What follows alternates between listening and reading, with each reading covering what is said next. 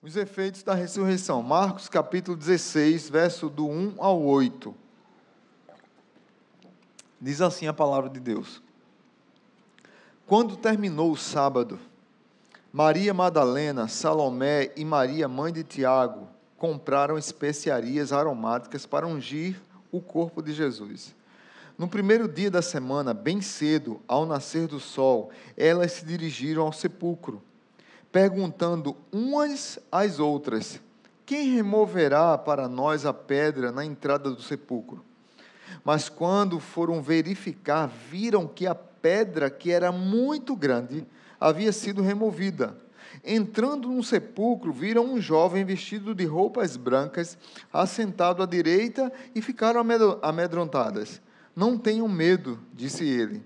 Vocês estão procurando Jesus, o Nazareno, que foi crucificado. Ele ressuscitou, não está aqui.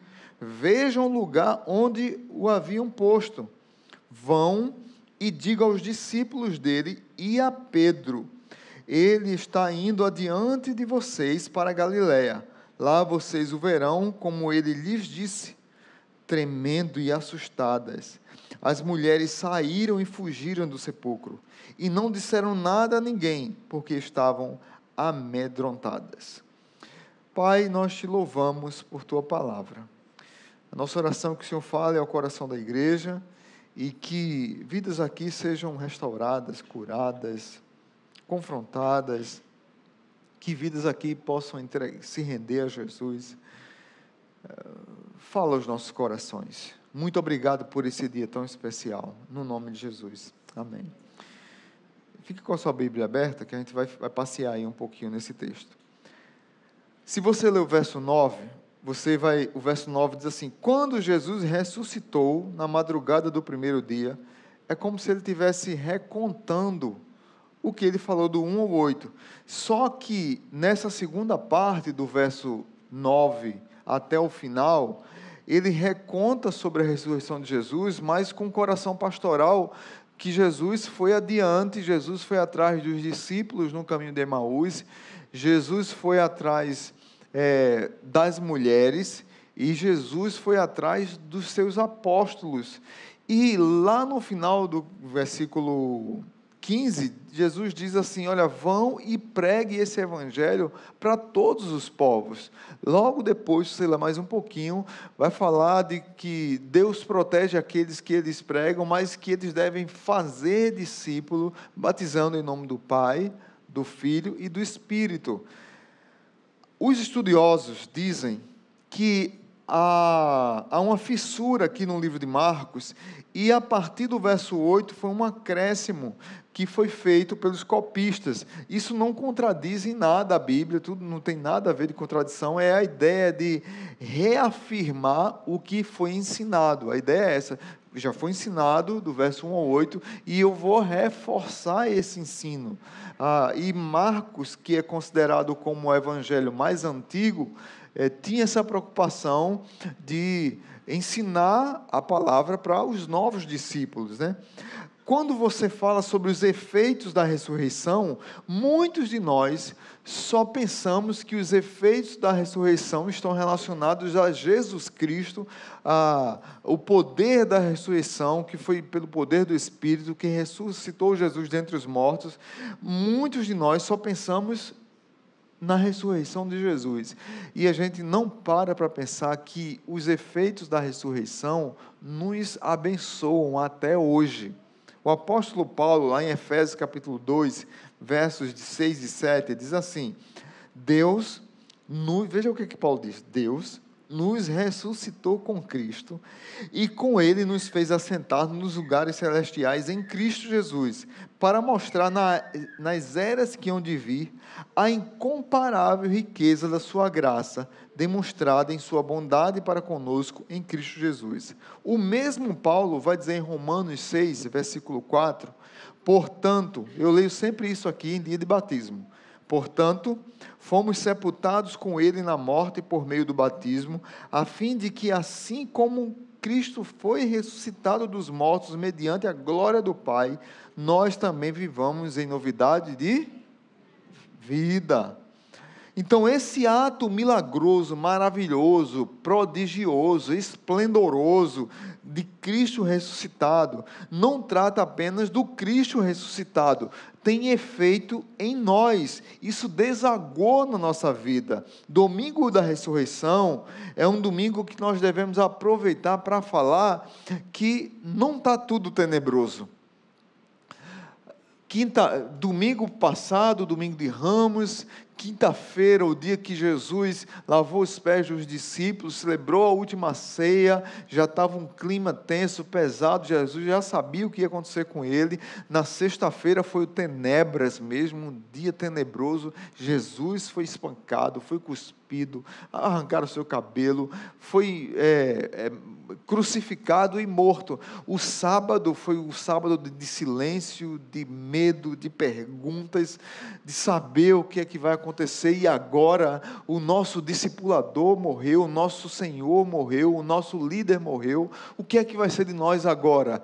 Mas na segunda-feira saiu um jornal bem quentinho, bem novo, e nas letras garrafais da manchete do jornal estava escrito: ele ressuscitou, ele está vivo. E essa ressurreição, ela atinge nós até hoje. Paulo ainda vai falar lá em 1 Coríntios capítulo 15, se alguém perguntar a você anota aí, se alguém perguntar a você, onde é a maior defesa teológica que o apóstolo Paulo faz sobre a ressurreição de Jesus? Está lá em 1 Coríntios, capítulo 15. É um capítulo que é uma peça teológica, uma defesa da ressurreição de Jesus.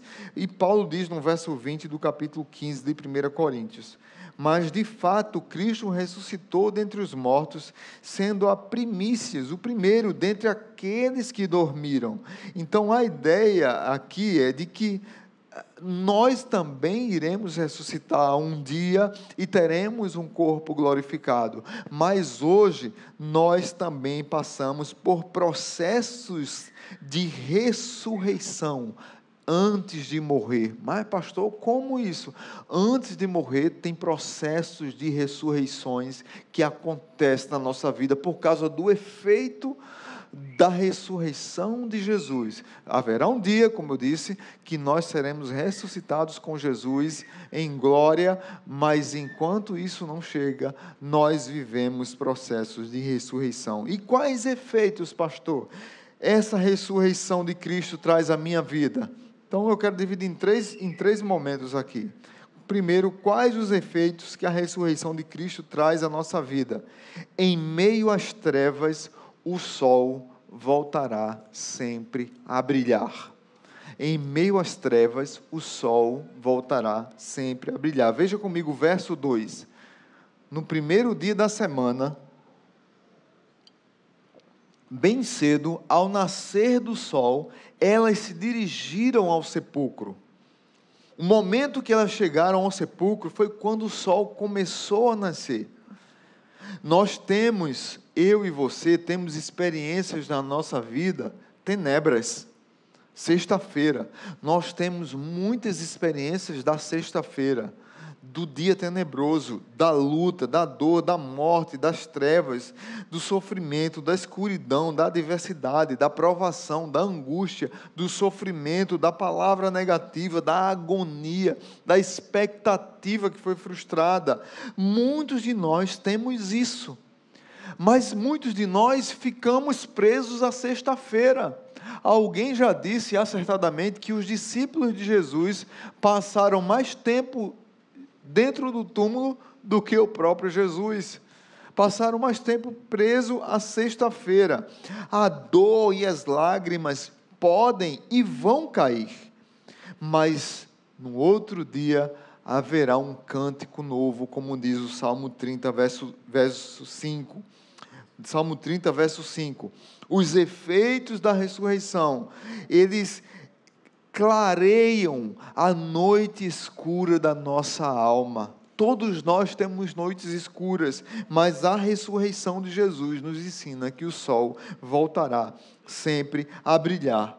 Não há noite, por mais longa que essa noite seja, por mais tempestuosa que a noite seja, não há noite que não desague num lindo amanhecer, porque o bom pastor das nossas almas, ele não só é o nosso bom pastor, ele é o sol da justiça, e quando eu estou de mãos dadas com o Senhor, que é o sol da justiça, eu estou seguro de que aquela noite vai passar, o dia vai raiar, e um novo dia vai acontecer na minha vida. Muitos de nós precisamos voltar a crer que num avarandar do novo amanhecer nos braços de Jesus irá acontecer, para que nós possamos sorrir e desfrutar do cuidado de Deus. Tem uma cidade na Noruega chamada Svalbard. Eu acho que o nome é esse, Svalbard. É um S mudo. Svalbard.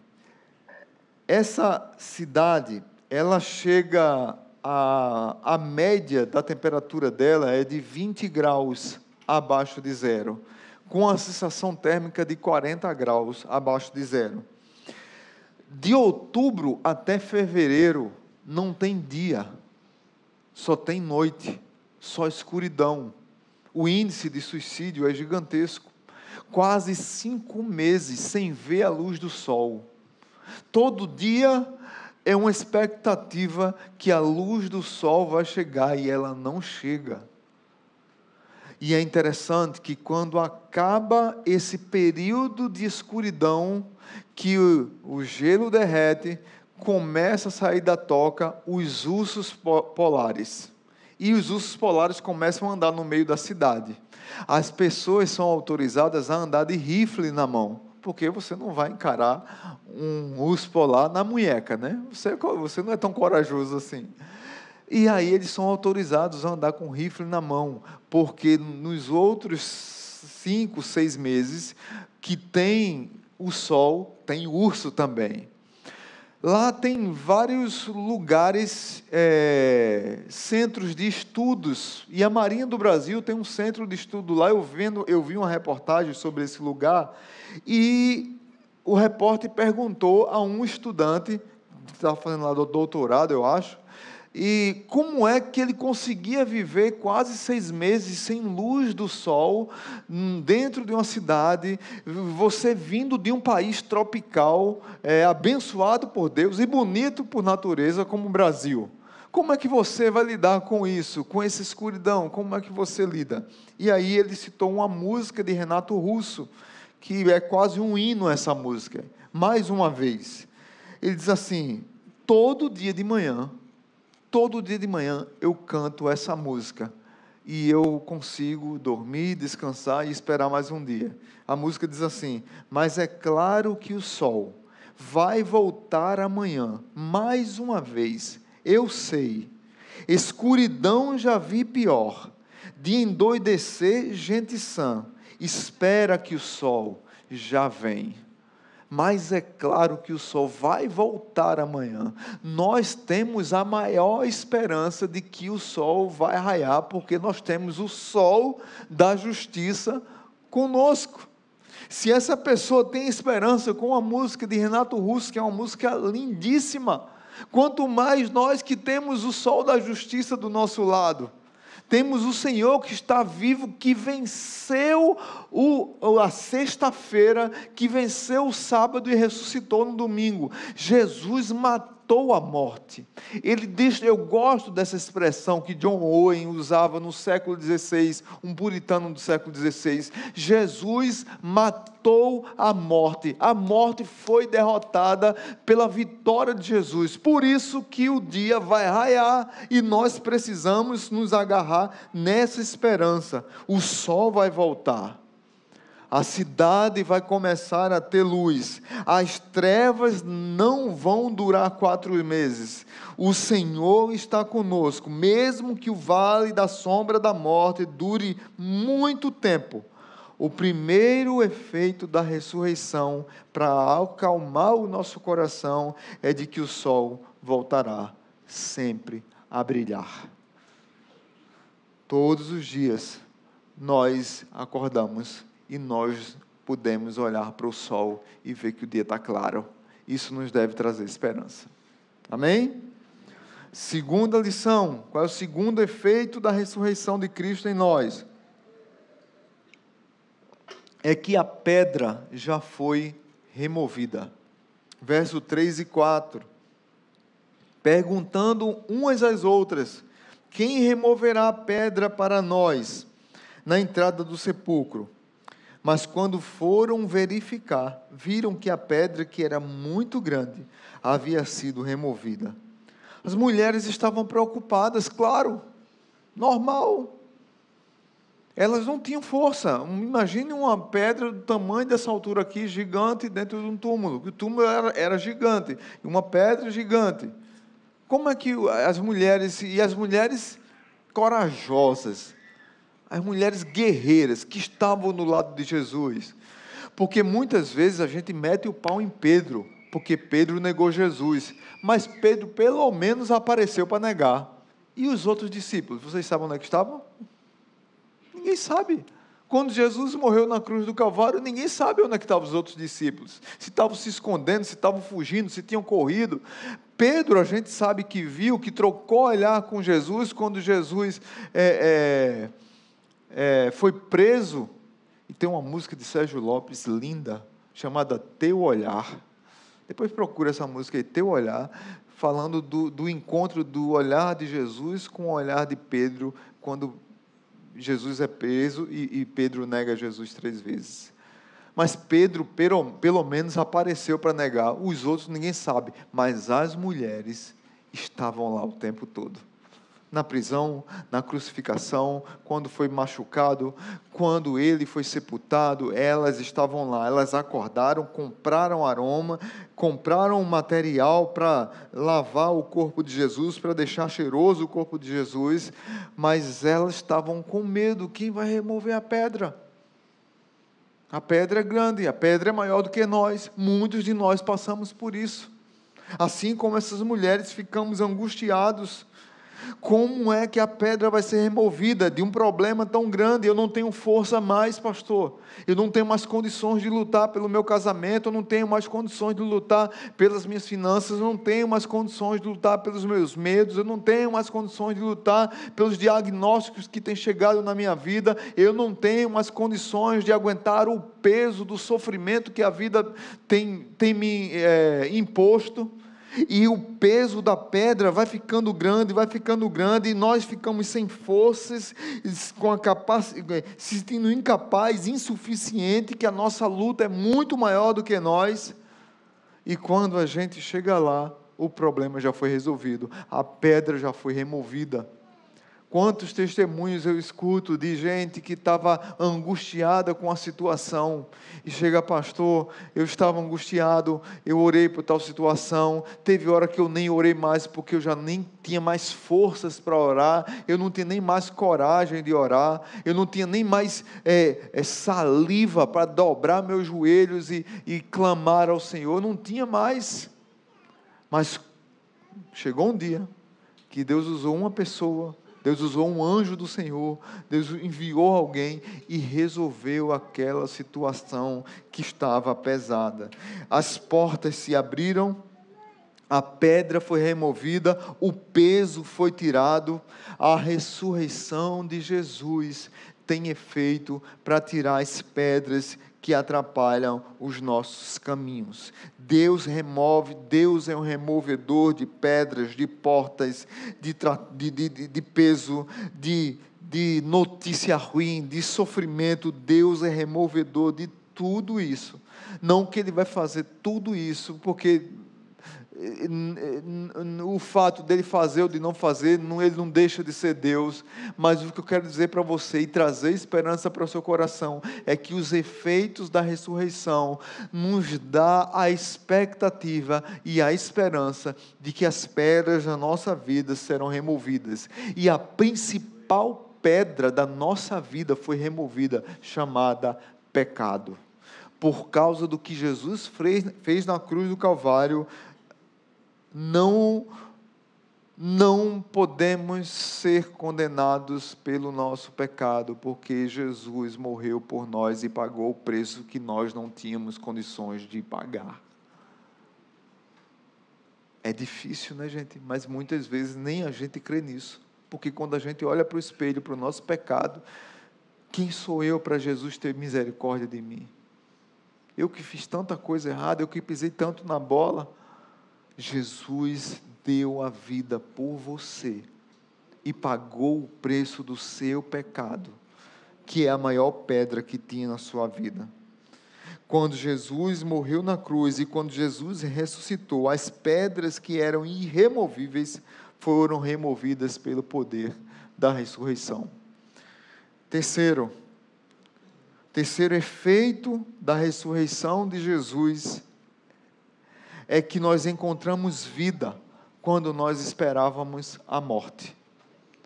Nós nos damos de cara com a vida está escancarada na nossa frente, mas as mulheres foram lá para limpar o defunto e tiveram escancarada na frente delas a vida. Não tem mais ninguém, ele está vivo, ele ressuscitou. O verso 5 ao 8 diz: entrando num sepulcro, viram um jovem vestido de roupas brancas, assentado à direita, e ficaram amedrontadas. Não tenham medo. Já perceberam que em tantos momentos cruciais na vida do cristão, sempre tem a palavra, a frase, não tenha medo? Não tem, sempre Deus está nos lembrando para não ter medo. Disse ele, não tenha medo, vocês estão procurando Jesus, o Nazareno que foi crucificado, ele ressuscitou, ele não está mais aqui. Vejam ali o lugar onde o haviam posto. Vão agora e digam aos discípulos e a Pedro, que ele está indo adiante de vocês para a Galileia, ele está indo na frente, ele está puxando o trem, ele está puxando o povo, ele está como líder lá na frente. Lá vocês o verão, como ele lhes disse. Tremendo e assustadas, as mulheres saíram e fugiram do sepulcro, e não disseram nada a ninguém, porque estavam amedrontadas. Não só elas estavam amedrontadas, os discípulos estavam amedrontados, que Jesus teve que atravessar uma parede, para dizer para eles, olha, eu estou aqui, sou eu mesmo, toca aqui, Tomé. Pedro, chega aqui. João, me dá um abraço, eu vou lhe dar o meu colo, chega aqui pessoal, vamos orar. Agora vamos na praia buscar Pedro. E Jesus faz um churrasquinho de peixe, com tapioca, na praia, e prepara Pedro, sai do barco correndo, e Jesus mete o dedo na cara de Pedro e diz, você é um traidor, você me negou. Foi isso que Jesus disse? Jesus não fez isso. Jesus disse, Pedro, tu me amas, Pedro? Tu me amas, Pedro? Apacentas meus cordeiros, apacentas minhas ovelhas. Jesus restaurou o coração de Pedro, Jesus restaurou o coração dos apóstolos medrosos. Jesus foi caminhando com os discípulos no caminho de Emaús, que se você ver a continuação aqui, a partir do verso 9, Jesus andando em busca dos discípulos no caminho de Emaús, Jesus em busca dos discípulos, Jesus atrás das mulheres. Na segunda parte já fala que as mulheres contaram para os discípulos, mas os discípulos não acreditaram. Mas no primeiro momento, elas também estavam com medo e não quiseram contar. Mas o que é interessante aqui, irmãos, como eu disse para você, esse efeito aqui é que nós encontramos a vida quando esperávamos encontrar a morte. Sempre nós estamos na expectativa negativa. Sempre a gente acha, não vai dar certo, morreu, acabou-se. Mas quando Jesus está no barco, não é assim que a gente deve crer. As mulheres estavam em busca do morto, mas não encontraram. Onde Jesus pisa, transforma a morte em vida. Vocês lembram da filha de Jairo? Que Jesus salvou, Jesus ressuscitou. Vocês lembram da viúva de Naim? A viúva de Naim, eu costumo dizer que é um grande encontro. Jesus vinha saindo da cidade com seus discípulos, com seus seguidores, e estava indo para o cemitério uma viúva para enterrar o seu filho, o único filho da viúva, que provavelmente era aquele que cuidava dela, que a sustentava, mas aquele filho morreu, e está indo um grupo fazer um funeral, e um grupo para pregar o evangelho, e esse grupo se encontra, mas esse grupo que estava pregando o evangelho tinha Jesus no meio, e quando Jesus está no meio, a morte é derrotada. Jesus ressuscitou o filho da viúva. Quando nós pensávamos que encontraríamos morte, nós encontramos vida. Lázaro, João capítulo 11, Jesus está em Betânia e é chamado para socorrer Lázaro que está doente, e Lázaro morre. Jesus chega e Marta e Maria chegam para Jesus angustiada: Jesus, se o Senhor estivesse aqui, nosso irmão não teria morrido. Jesus, o Senhor chegou tarde demais. Jesus chora, porque Jesus amava Lázaro, mas Jesus diz assim: tire a pedra, tire a pedra. E Jesus disse: Lázaro, vem para fora. E aí eu lembro de há 40 anos atrás, quando eu tinha mais ou menos 8 anos de idade, eu gostava muito de um pregador, e ele estava pregando na TV no sábado de manhã, lembro como se fosse hoje, a lucidez como se fosse hoje, eu criança, vendo aquele pregador pregando sobre o texto da ressurreição de Lázaro. Rede Manchete. Quem lembra da Rede Manchete aqui? Só a turma que tem mais de 20. Rede Manchete. Aquele pastor estava pregando e ele disse assim: sabe por que Jesus disse o nome Lázaro, vem para fora? Sabe por que Jesus gritou o nome dele?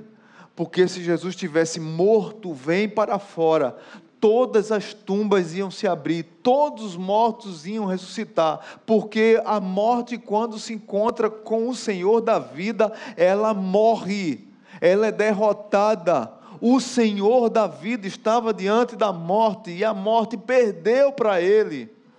A morte não tem vez na vida de Jesus, por isso que Jesus foi específico: Lázaro, vem para fora. Se Jesus tivesse dito morto, todos sairiam. É esse Jesus que ressuscitou e que é Senhor da minha e da sua vida. É esse Senhor que morreu na cruz do Calvário, mas no terceiro dia Ele saiu da tumba. Por isso que nós não precisamos ficar dentro da tumba, que não tem mais ninguém lá. Ele está vivo, Ele reina para sempre. Você pode dizer: não tem mais jeito. Jesus diz: tem mais jeito. Onde você iria encontrar morte, você encontra vida. Tem uns terrenos rochosos nos Estados Unidos, chamados Badlands. Os Badlands são montanhas gigantescas, inóspitas, densas, áridas, algumas bonitas, algumas feias, algumas com uma cor diferente, meio avermelhada, e você só vê pedra, só vê montanha, mas quando chega a primavera, nas pedras nascem várias flores, muitos girassóis. Eu falei de girassol no primeiro culto. Cláudia, que ama girassol, disse: eu já vou pesquisar isso aí, porque eu quero ver a montanha rochosa, que não tinha nada, gente. Na primavera nasce, porque o Senhor das flores, o Senhor da vida, é que faz um milagre desse. É porque o Senhor que morreu e deu a vida por nós e ressuscitou, Ele cuida de nós e cuida das montanhas também. E as pessoas vão lá para tirar fotos maravilhosas. Você pesquisa depois aí na internet, você vai ver. Jesus no meio da morte produz vida. Jesus no meio da escuridão produz luz. Jesus no meio da sequidão, Ele produz orvalho. Jesus no meio das lágrimas produz esperança. Jesus no meio do pecado, Ele produz redenção, salvação. Esse é o Jesus que eu creio. Esse eu acredito que é o Jesus que você crê. Se você voltar lá para o versículo 7, diz que Jesus foi adiante. Ele ressuscitou e ele mandou o recado, diz, olha, eu vou para Galileia, eu vou na frente. Jesus é o líder, é o cabeça, ele vai para resolver a situação. E aí eu lembro de Winston Churchill. Sempre cito aqui, gosto de citar Winston Churchill. Winston Churchill foi primeiro-ministro da Inglaterra. Na Segunda Guerra Mundial, ele foi responsável por unir os aliados e conseguir vencer Hitler. Ele tinha um senso de humor fantástico. Tinha uma senadora que não gostava dele, sempre o atacava. E uma vez ele escreveu uma biografia sobre a vida dele, sobre o pai dele, e essa mulher chegou para ele e disse assim, bom o seu livro, quem escreveu? Aí ele virou para ela e disse, boa pergunta, quem leu para você? Aí essa mesma mulher uma vez encontrou com ele e disse assim, se eu fosse sua esposa, eu colocava veneno no seu chá. Aí ele disse, se eu fosse seu marido, eu bebia o chá.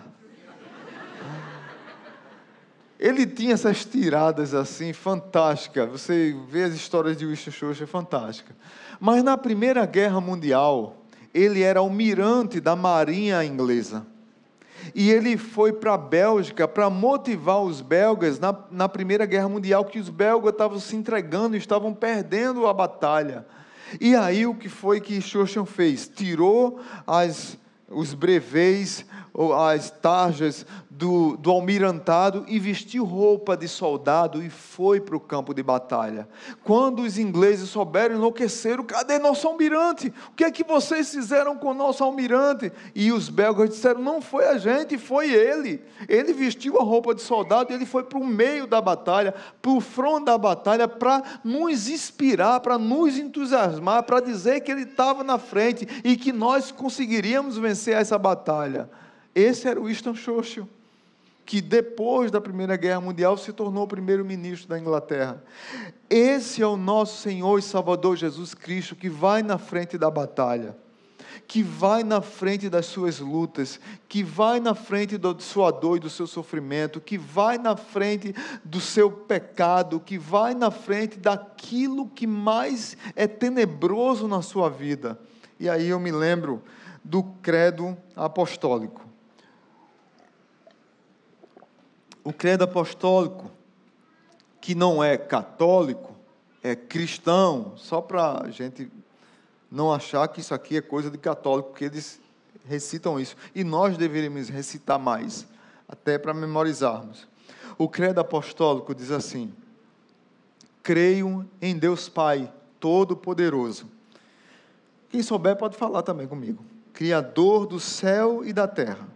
Creio em Jesus Cristo, seu único Filho, nosso Senhor, o qual foi concebido por obra do Espírito Santo, nasceu da Virgem Maria, padeceu sob Pôncio Pilatos, foi crucificado, e aí eu quero dar uma pausa.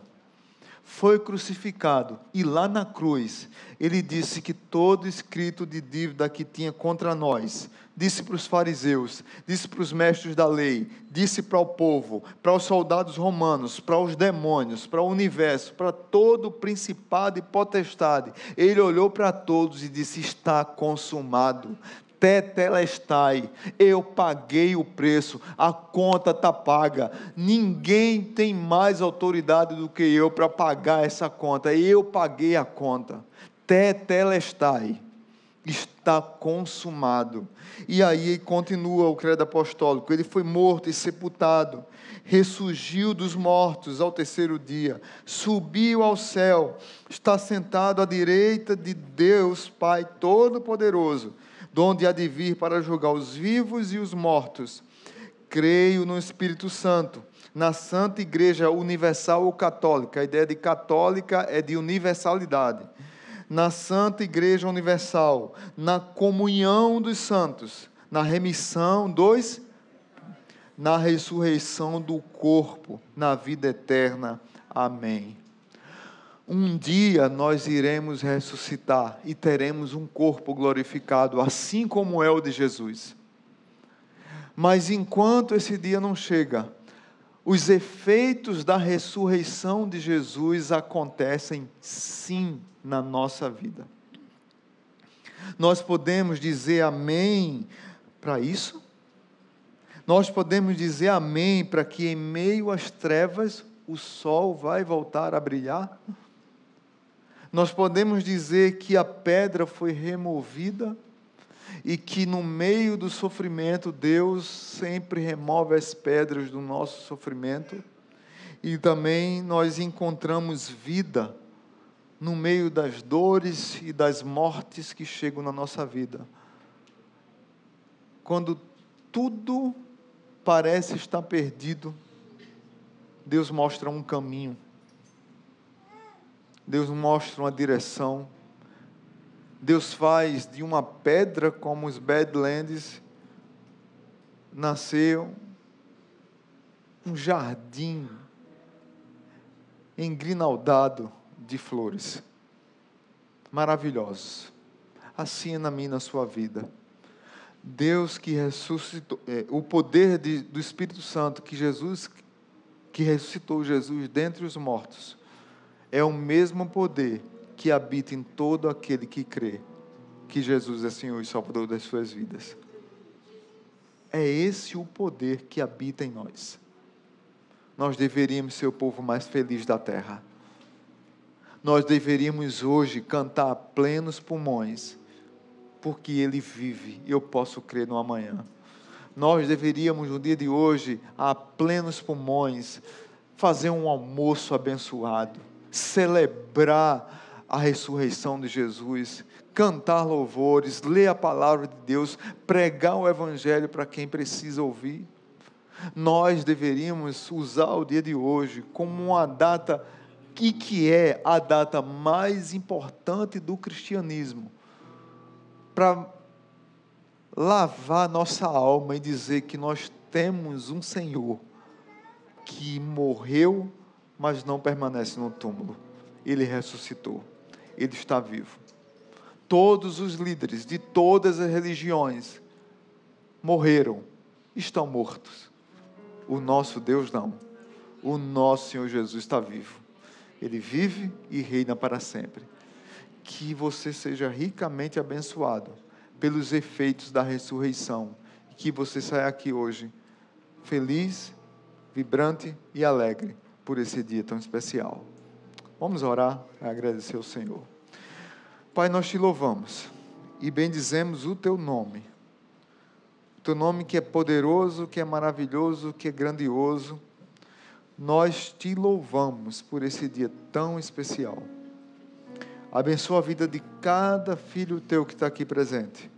Aqueles que não se decidiram ainda, aqueles que estão em dúvida, aqueles que estão sendo confrontados, que eles possam se render ao amor de Jesus. E que deem um passo de fé para o batismo, para o compromisso com a igreja, para a firmeza no teu evangelho, e ao restante dos teus filhos, que já entregaram a vida ao Senhor, que já se decidiram, que já foram resgatados pelo teu amor e foram arrancados como a raiz do pecado e plantados no reino do Filho do seu amor. Que cada um de nós saiamos daqui hoje com o coração inundado de alegria e de esperança, de boas expectativas, de entender que Jesus é aquele que deu a vida por nós, mas que Ele ressuscitou. E porque Ele ressuscitou, nós somos o povo mais feliz da terra. Muito obrigado, Senhor. Muito obrigado pelo que o Senhor fez e continua fazendo com o teu povo, com a tua igreja. Que nós nos rendamos ao Senhor dia após dia. Que o amor de Deus o Pai, que a graça maravilhosa de Jesus e que a comunhão do Espírito Santo esteja sobre cada um dos teus filhos. Nos dá uma semana abençoada, cheia do teu cuidado e dos efeitos da tua ressurreição. No nome de Jesus. Amém. Agora você dá um abraço em quem você pode dar um abraço aí e diga com muita fé. Ele vive!